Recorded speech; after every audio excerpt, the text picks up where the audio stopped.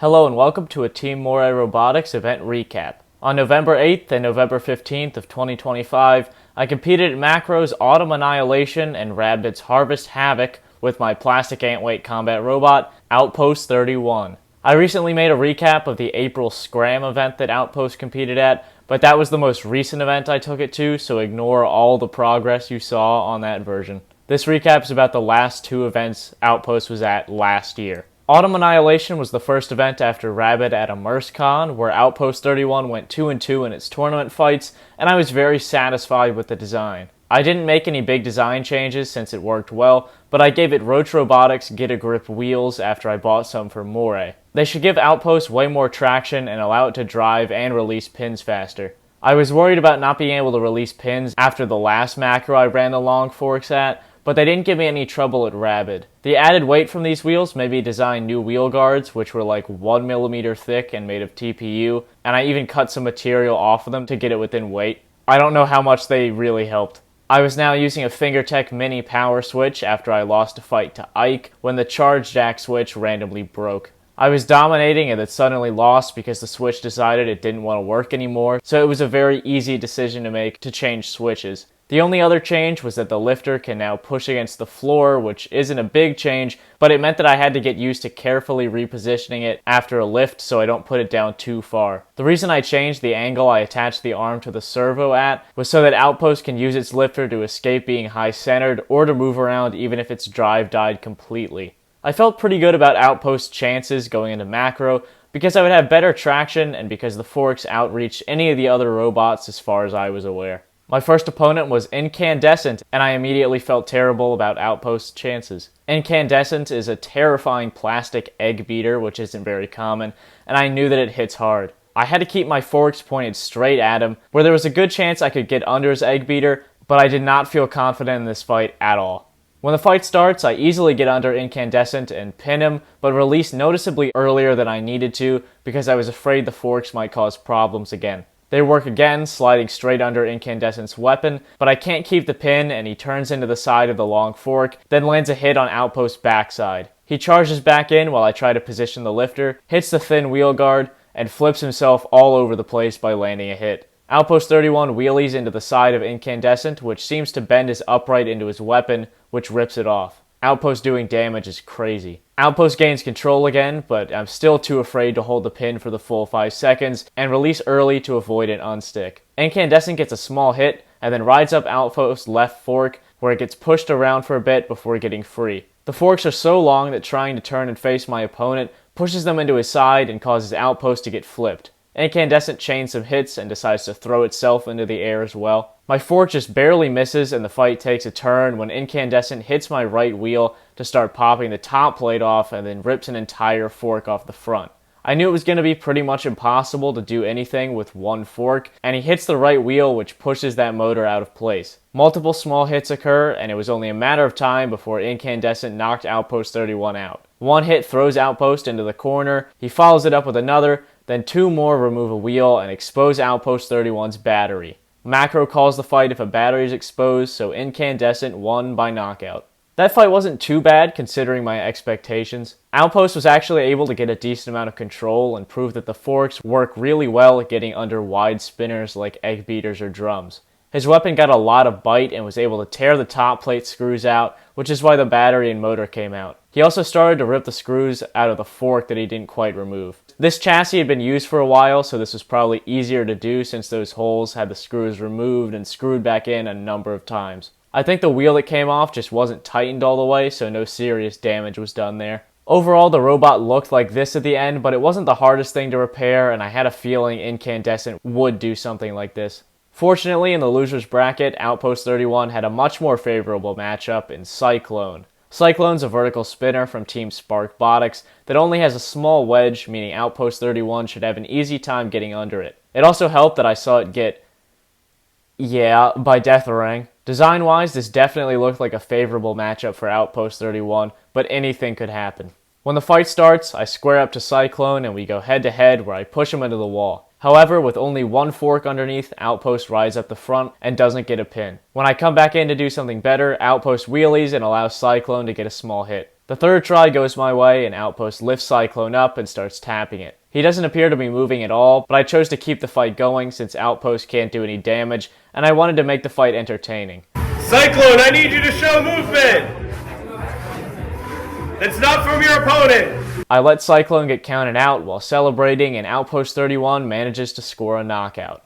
What a highly entertaining fight. Unfortunately, Cyclone's wheel hubs were starting to wear down and spin loosely on the shaft. This means the motor shaft was spinning, but very little torque was transferred to the wheels. I've had similar things happen now, and it's a disappointing way to lose because the opponent didn't cause damage that made the robot stop working. If you want to see more about Cyclone, you can watch the Team Sparkbotics video.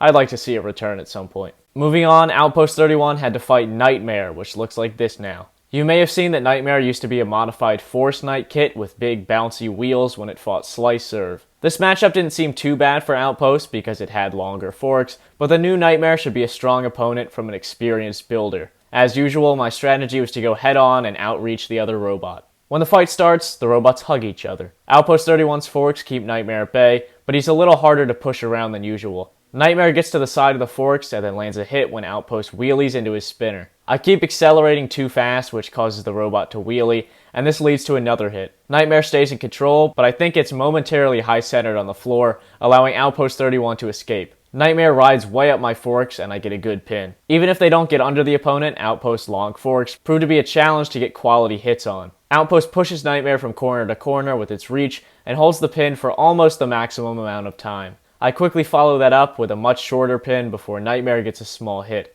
Outpost comes in from the side, letting me push Nightmare into the wall. I pin him for the full 5 seconds this time, and I was getting used to being able to release pins without issue. After a failed pin, Outpost gets another one, and gets to use its lifter a little bit this time. I remain in control of the fight by keeping the long forks pointed at Nightmare, and get yet another pin. When I release, Nightmare gets under Outpost 31 and grinds into its underside until its spinner comes to a stop. Outpost 31 gets stuck on top, and Nightmare's unable to release. Even though he can't release, the time runs out with both robots stuck when it goes to the judges. But wait, right after the fight ends, smoke starts to come out of one of the robots. I assumed it was Nightmare at the time since it was having a hard time releasing, but a white flame starts coming out of Outpost, making it clear that something went wrong inside of my robot. Outpost 31 was removed from the arena, and the fight still went to the judges as usual. I'm assuming the fire didn't affect the scoring, since it started after time was up, but it wasn't clear if Nightmare caused the damage, so I wasn't totally sure. Despite catching on fire, Outpost 31 won the judge's decision. It's pretty awesome that I won a fight while on fire. I just think that's kind of cool. The long forks worked great as keep-away sticks because Nightmare had to drive around to the side to do much of anything. I was able to keep them pointed at him for most of the fight, which led to Outpost controlling the vast majority of it. This new version of Nightmare had very little ground clearance, causing it to get caught on the floor a few times, and meaning that all I had to do to get him off his wheels was get under just a little bit. His forks made it hard to use the lifter, but that was a great win for Outpost 31. At least until the end. As soon as the robot was removed from the arena, Jeff, Kevin, and I took Outpost 31 outside in case anything else happened, and we tried to figure out what the issue was. It wasn't clear without removing the top plate, but once I took it back inside and opened it up, the reason Outpost 31 caught on fire was the drive ESC. It was all charred on one side and 2 wires melted off of it. The robot smelled very smoky, and there was a black burn mark on the top plate where the ESC was. Other than the ESC, which was easily swapped out, damage was minimal. The tip of the lifter was ground down slightly after making contact with Nightmare's spinner. The right drive motor got pushed into the robot a little, and the underside was ground into from the final exchange. The bottom wasn't breached, but there was Nightmare's spinner rubbed on it. That was certainly one of the most interesting Outpost fights, and I have the ESC hanging on a bulletin board. The room I keep it in smelled vaguely like a burnt ESC for a while. Nightmare went on to be the last robot standing in a plastic beetle rumble, so the new design did show some promise at this event. After a good win, Outpost continued in the loser's bracket and had to fight Drumstick, the other Sparkbotics robot at this event. It's a classic 2-wheel drive drum spinner, and I felt really good about this matchup because Outpost's forks should be able to reliably slide under Drumstick's drum and keep him from doing anything. The incandescent fight proved that earlier, except unlike that fight, this was against a brand new robot that isn't nearly as refined as incandescent. Also, Drumstick's drum should get less bite than the crazy egg beater I fought earlier. When the fight starts, Outpost 31 immediately slides under Drumstick and pushes it around before releasing, and then doing the exact same thing again. When I released this time, Outpost was pulling to the right, which made it harder to drive the way I wanted to and lets Drumstick get a few hits in. I turned in time to get a short pin, and I push Drumstick across the box, but take a hit to the side. Drumstick does a great job taking advantage of Outpost drive troubles and shows off some really good driving until I face Drumstick and push it into the corner. Outpost 31 pins him for the maximum amount of time, but Drumstick instantly returns the favor with a pin of his own. Outpost becomes a hat for a while and then gets beaten up by Drumstick near the corner. Once I line the forks up properly, I have no problem pushing Drumstick into the corner for a pin. He gets a hit, but Outpost hugs Drumstick and pins it. For the first time in the fight, I get to use the lifter to pull my opponent higher up. Drumstick counterpins on the release, and I sweep the forks around to his side after charging in. Outpost gets under his drum, but he gets away and then rides up the forks again. Drumstick pins me from the side and stays on the side of my forks, making it impossible to turn and face him without turning into his drum. Drumstick maintains control with another pin, Outpost gets a lift, and I slap him right as the fight goes to the judges. This was an extremely close fight, and I had no idea who was going to win.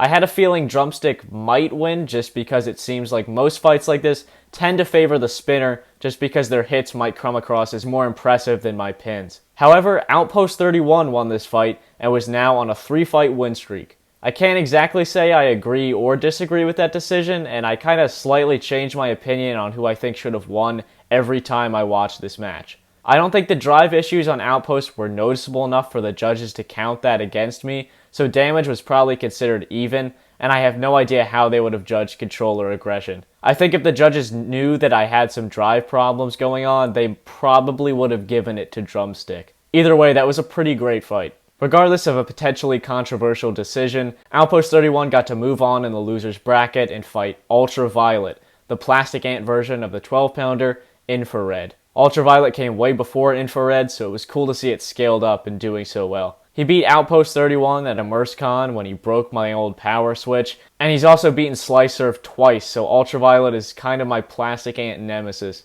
Design-wise, this isn't a bad matchup with how wide he is and how long my forks are, but I knew it would still be a very tough fight with how great of a robot Ultraviolet is. When the fight starts, I stop Ultraviolet with my reach and then pin him to the wall. Outpost forks are a big issue for him as they continue to prevent Ultraviolet from winning any exchanges. He catches a fork from the side, which goes his way, but this hit disabled Ultraviolet's hub motor for some reason. This meant I was fighting a weaponless robot and made me feel really good about my chances suddenly. Outpost pins Ultraviolet and does it again, but I don't hold him for very long at all. I think the drive was starting to act up again here after I didn't do anything to fix it after the previous fight, because I didn't see anything wrong in the pits and it seemed to work fine again at the start of this match. This doesn't stop me from getting a full 5-second pin though. Somehow my fork gets stuck on his hub motor bolt when I try to release and allows Ultraviolet to reverse the pin on me. We have a hard time getting separated and Ultraviolet gets another pin. The release is pretty funny to me. Release it! Outpost catches its opponent from the side and uses its lifter to pull Ultraviolet on top of it before pinning it. I'm glad I finally got to use the lifter some at this event. Ultraviolet manages to reverse the pin, and then he does it again after I push him toward the corner. One more pin from UV closes out the fight, and it goes to the judges. This was another close match that had me nervously awaiting the decision. I thought I might have won, but the decision went to Ultraviolet and eliminated Outpost 31. Rewatching the fight a few times, I'm not totally sure I agree with the judge's decision. Ultraviolet started to even it out at the end with 3 consecutive pins right before the fight ended, but with how even the fight was, I think his weapon going down should probably have given Outpost the win. I wonder if the outcome would have changed if my drive wasn't somewhat damaged because Outpost was pulling to the right, or if I had held the pins for the full amount of time. I can't believe my team's lost to Mitchell 4 times in a row. I took this picture after the Ultraviolet fight, but I can't remember which opponent actually caused this because it might not have been Ultraviolet. I know that the drive issues were fixed by simply swapping a motor, but I also can't remember if I swapped it for the final fight I had at this event, or if I did it when I got home. I'm so behind on these recaps, and this was so long ago now that it's hard to remember certain details. Look at this thing. We still remember. I don't. Speaking of final fight, Outpost may have been out of the tournament, and it didn't fight in the Pleatle Rumble, but I did do a grudge match. It was against a personal favorite of mine, Crabulon the Almighty. Back in the olden days, Crabulon looked like this, a compact little vert that was really bouncy. I fought it earlier in the day with Slicerf, so I knew this should be a fun one. Sometimes the driver Josh wears an Old Bay shirt, which I appreciate because I'm a big Old Bay fan. If you don't believe me, here's a ceramic Old Bay can I made, and I painted all of the words on the back by hand because I love Old Bay so much. I was also given this picture as a birthday present at a robot event. I'm not even from Maryland, I just really like the seasoning. When the fight starts, I get under Crabulon, which causes his spinner to hit the floor, and he goes absolutely insane. A nudge gets him back upright, and he lands a solid shot on Outpost. He keeps the pressure on, but smacks into the wall. I flip Crabulon and cause more insanity, but he hits me again and then ends the fight by pulling the servo and battery out of Outpost 31. I love how it says crab on his top plate. So that was a weird fight. The solder weld keeping the top plate fixed to the chassis in the corner by the servo was worn down from a full day of fighting, and it decided to fully break in this one. This light Crabulon pulled the servo out through the now floppy top plate, and the battery's on that side too, so it came out as well. This probably wouldn't have happened if I had noticed the solder weld was wearing down, and it was a very easy fix after the fight to stop it from happening again. That was a fun fight though. Overall, I was really pleased with Outpost 31's run at Autumn Annihilation. This was the first time Outpost ended with more than an even record in a tournament, going 3-2. That's not including the Grudge match. I can't believe it did it all without googly eyes. It was clearly a solid design and continued to be my most consistent robot. Outpost beat some good opponents and lost to the 3rd and 2nd place finishers, if I remember correctly, plus it put up a good fight against them. Outpost run combined with Moray's made for an extremely satisfying event for me. I do wish I held the pins for longer because I clearly didn't have a hard time releasing anymore. And my printer just finished, oh yeah. Exactly 1 week later, I took Outpost to RABID's Harvest Havoc event. This is the first one at Regency Mall. I didn't feel the need to change much, but I did want to make 2 changes. First of all, I believe this was the first time I did this, but I added nuts on the other side of the screws that hold the forks on to keep them from pulling out. Second of all, the long forks are awesome, but having 2 close to the center of the chassis makes it hard to turn and face opponents. At Autumn Annihilation, there were many instances where a robot would easily get to the side of a fork and take control, whether they drove around to the side or Outpost simply turned a little bit too late. I had to be pretty far away from the other robot to turn and face them properly. This long fork design made it difficult to consistently maintain control. To combat this, I designed a setup with 4 thinner forks so I could have 2 on the sides of the chassis, which I can use to corral the other robot. Now it should be a lot easier to turn and face the opponent without letting them get to the side of my forks. Outpost 31's first opponent with its new forks was Monster 777, a Force Knight kit, and another robot with a number in its name. I thought this was a perfectly good first fight, because it's good to know what my robot could do against a kit bot in case I fight one some other time. And I had a reach advantage. As usual, I was going to go straight at the other robot and test my new forks now. When the fight starts, I get around the side of Monster with the corralling forks, and then pin him to the wall for a short period of time. Outpost suddenly loses a side of drive, which is not good, and Monster takes advantage. The other side of drive dies after another hit, leaving Outpost 31 immobile. With only 2 seconds left in the KO count, crawling with the lifter somehow leads to Outpost's right wheel turning enough to avoid getting knocked out. I'm not going to torture you by recapping the rest of the fight, because this is how the entire rest of this battle went. Outpost 31 used its lifter to show enough motion to stay in the fight, and its one wheel kept turning a little bit only after wiggling the lifter. Eventually, Monster 777 rips that wheel off, which was enough to get me counted out. The 10-second countdown for the fight ending matched up well with the KO count, so this fight ended in a knockout.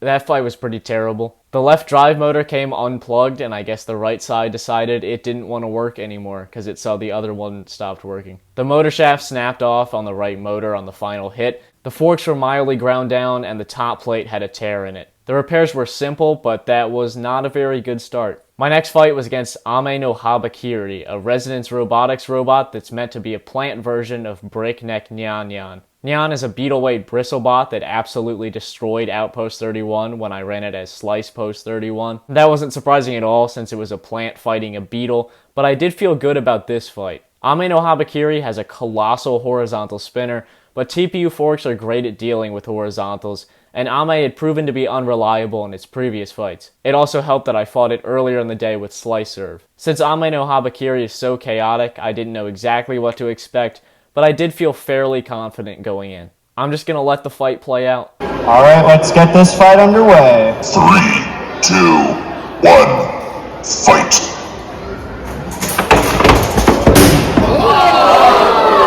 Mass massive hit. Ame no Hawakiri loses its weapon immediately and taps out straight away. Unfortunately, that's going to be Ame out of the competition, but a win for Outpost 31. Alright then. Outpost 31 always manages to score some random knockout. So after the first exchange, where Outpost's wheel was dangerously close to getting hit, Ame bounces out of control and the motor rips in half. Since it's a bristlebot, Ame no Habakiri uses its weapon to move, and without it, it can't do anything. I had seen Ame continue to move without its weapon, but with just the motor before, and I thought this is what happened, so I went in and lifted Ame over to the wall. Since the motor actually broke, she taps out and gives Outpost the win. It was a short yet spectacular fight. Not much of a test for Outpost, but I'll take it. The builder, Mizuki, was nice enough to give me the huge spinner which had a chunk taken out. I think that happened in a different fight though. It lives next to the Shulshigana spinner from Outpost's first event, and it's heavier than any of my actual trophies. Ame no Habakiri is going to be terrifying when the durability issues get sorted out. It cracked the kick plate at Macro too. After two strange fights, Outpost 31 moved on to fight Error 417, yet another number robot. It's an undercutter built by RABID officer Josiah. I felt pretty good about fighting Error because, like I said before, TPU forks are great against horizontals. I figured I could smother him with my forks without taking too many big hits. When the fight starts, Error 417 spins around and gets under Outpost forks before hitting the wall. I have a hard time getting under and controlling Error, and he lands a good hit. The left fork isn't touching the floor, which causes Outpost to ride up its opponent. Error perfectly delivers itself onto my forks, but flips Outpost before it can do anything. I keep initiating engagements, but every time, Error 417 remains controlled, and I ride up his slope chassis or weapon. Here, only one of the four forks gets under him, which makes it hard to do much. After a few more unsuccessful attacks, Outpost 31 gets under Error 417 for the back and causes something amazing. I started to lift Error up with my weapon and caused his spinner to come down on the kick plate and send him way into the air. He might have hit the ceiling here. Nice control from Outpost, sending Error into the ceiling. It's funny because Outpost looks like a flipper. After this, Outpost goes back to struggling. Error 417 ricochets off the wall and into Outpost 31, and then does it again in midair after hitting the wall with an obscene amount of force. Finally, the forks work and allow Outpost to push Error across the box. Outpost continues to have a hard time despite being the aggressor, and Error uses the wall to smack me really hard. Error gets a small hit, but I push him into the wall, then Error gets another hit. He starts to drive backwards for some reason, which allows Outpost to get a much needed moment of control, using its lifter pretty well. I struggle to do anything for a while as Outpost can't get under Error, and there's a big hit by the wall. I was being aggressive, but I wasn't able to control Error very often. I'm only really able to do anything when I come at Error from behind, but doing that's difficult because of how he can turn and swipe the forks, and because one of my forks was bent up pretty bad. After a little more nibbling from Error, two critical things happen. Error hits the wall and flips over, and Outpost 31 loses its right wheel, which had been coming loose. This could have been great for me because Error is way easier to deal with upside down, but losing a wheel made it extremely hard to capitalize on this. The best I do is destabilize him right as the fight goes to the judges. That was a bit of a frustrating one since Error stopped me almost every time I came at him. I remember thinking I definitely lost that one, and I was shocked to hear that Outpost 31 actually won the judges' decision. I even went up to the judges just to make sure they knew which robot was which, and they told me that I won on control. At first, I heavily disagreed with the decision, but rewatching it months later, I'm not quite as sure. There's no question that Error won on damage because he removed and punched a hole through my wheel. I've never had a roach wheel take this much damage. This is extremely impressive. He also split one of my forks and tore up at least one of the other ones. I think Outpost pretty clearly won aggression since I initiated nearly every exchange, and then it comes down to control. It's complicated because I had more control over my own robot, but Error had more control over its opponent. Most times the robots touched, Error came out on top because Outpost wasn't able to control it at all, but Error sat there as Outpost intentionally came at it. I don't know how to feel about this decision anymore, but it's certainly a complicated one. Either way, Outpost 31 did win the fight and now had to go up against Trainwreck.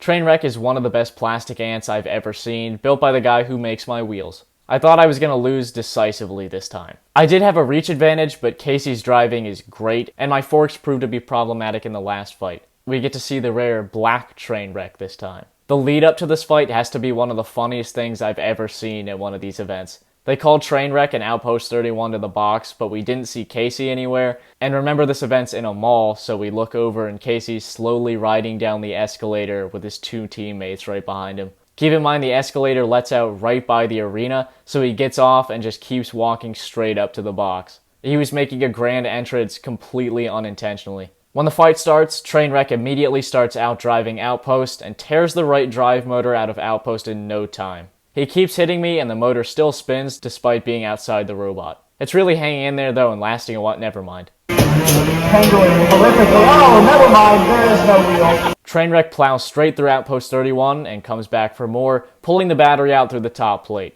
The fight ends here due to an exposed battery. In the Maryland Day video, I talked about how I accidentally used a motor that was clearly labeled as being subpar, but this is the dumbest way I've ever lost a fight. Somehow, before this fight, I forgot to put the 2 top plate screws in on the right side of the robot and didn't realize until after the battle. The top plate holds the motors down and of course holds the battery in, so all he had to do was basically flick Outpost and he could break it apart. I'm sure I would have lost anyway, but that was barely even a fight because of my stupid mistake. Now I'm down a motor because the back popped off. I thought I had a picture, but I remember my battery being slightly crushed because he hit it. Also, my drive ESC burnt up again, so I guess it was time to get new ones. Kind of a horrible way to close out an event, but I had 2 other robots, and this was funny enough where I don't really care. This was a truly bizarre event where I can't really say that Outpost did well, but it still went 2-2. Not a single one of the 4 fights was normal. In fact, both of these events were filled with weird stuff. Fire, battery ejections, crawling, questionable decisions, motors being split in half, weird ground game. The new forks were too thin and bendy, at least definitely the middle 2, and I redesigned them for the next event. The thin 4-forked version of Outpost has to be the most random, forgettable iteration of the robot. It was just so bizarre. Alright, so that's it. I was very happy with Outpost at Autumn Annihilation and wanted to redesign it a week later after Harvest Havoc. After running the same chassis for half a year, including fights against full combat beetles, it was finally time to retire the original Outpost 31 chassis. It had a great run, but I wanted to make some improvements and print a fresh one that isn't solder welded back together in just about every place. I'm going back to my Beetle for the next recap, but for now, thank you for watching.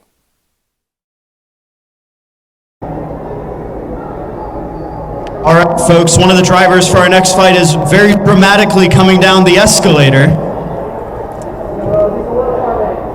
He is aura farming, as the kids these days say.